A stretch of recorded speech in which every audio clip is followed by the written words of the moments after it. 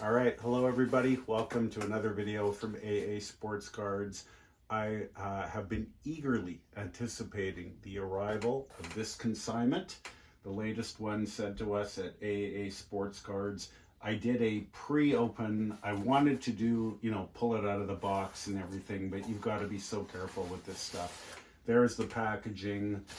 Great job by our consigner. Our consigner is a repeat consigner, one of the first that we had. He's a very valued consigner. I know he watches our videos, so thank you to this gentleman. We appreciate and value your business. And as I said, I have been waiting with bated breath for this consignment to arrive. As you can probably tell, it is the 1964-65 Topps hockey. It is a complete set, affectionately and lovingly known as Tall Boys. Just going to take these out very, very carefully.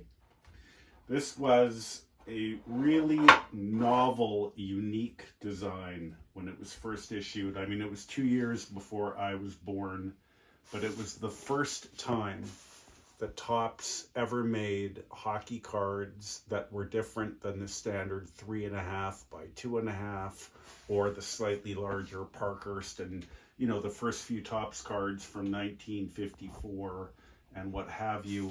But I mean, imagine being a kid in 1964, being used to the regular hockey cards, and then you opened a pack and these came out. I don't know if kids could flip these in the old card games we all used to play. It was obviously not met with great fanfare, you would think, because O-Pee-Chee, Topps, they never did it again.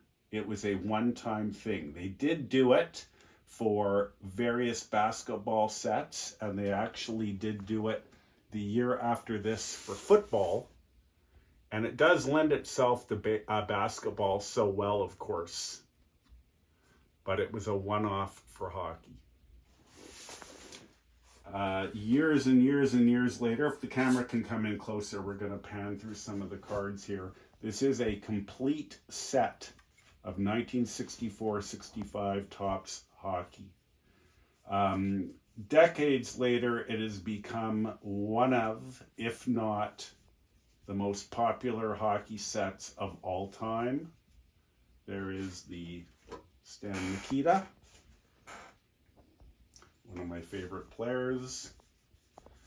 And I can't wait to see the market demand for a complete set. We will be selling it as such. We will not be breaking it up. We are going to sell it as is. And I believe the checklists are very nice, and those are coming up shortly. Here's the Roger Crozier rookie card. Of course, the high numbers in this set and the single prints are extremely hard to find.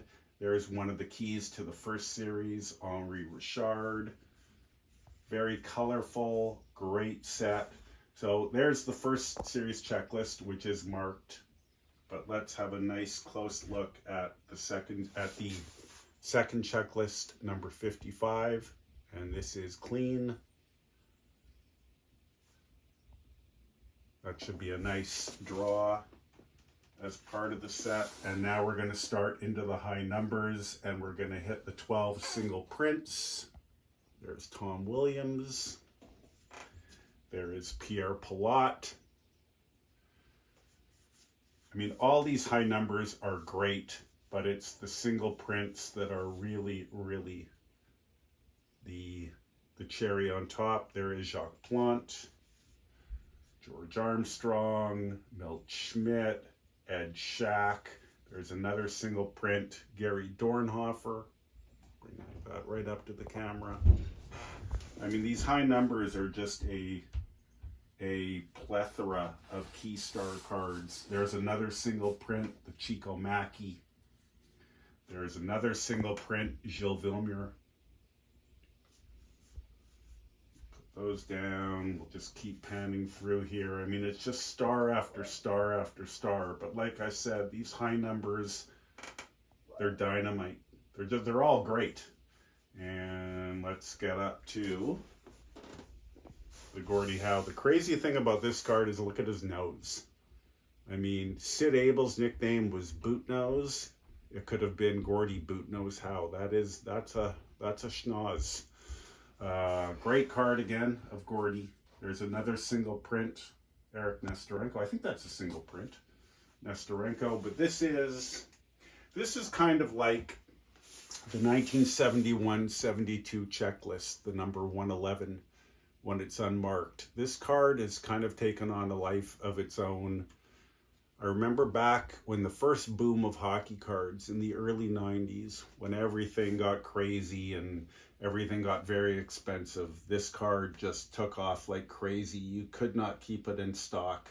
I think it's the only hockey card ever issued of Marcel Paillet in terms of a nationally issued set, but it's one of the keys to the set. Very desirable. There is the back. Looks like it's in very nice shape. And we'll just finish going through the rest of the set. There's Dave Keon, Del Vecchio, Gadsby, Hall of Famer after Hall of Famer, Johnny Busick. I know my finger's probably in the way. Tim Horton.